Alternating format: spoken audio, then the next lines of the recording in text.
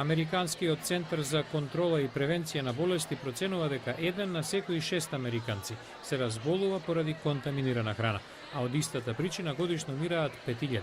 Поради труење со бактерии како Escherichia coli или Salmonella, изминативе неколку години од продажба беа повлечени огромни количини на мелено говедско месо, спанаќ, домати и јајца. Роберт Бракет е аналитичар на прехранбената индустрија. Луѓето се вознемирени кога ќе се појави труење и нормално сакаат прехранбената индустрија да стори нешто. Оделот за земјоделство воведе поостри мерки за троените продукти да се држат надвор од циклусот на храната. Месните производи нема да бидат достапни до потрошувачите од 24 до 48 часа, се додека владините инспектори не ги прегледаат резултатите од бактериолошкото тестирање. Владини лица веруваат дека доколку новите регулативи биле применети пред 2 години, ќе се спречеле над 44 масовни повлекувања на прехранбени производи. Тоа значи не само подобро здравје, туку и спречување на непотребни трошоци за санирање на последиците.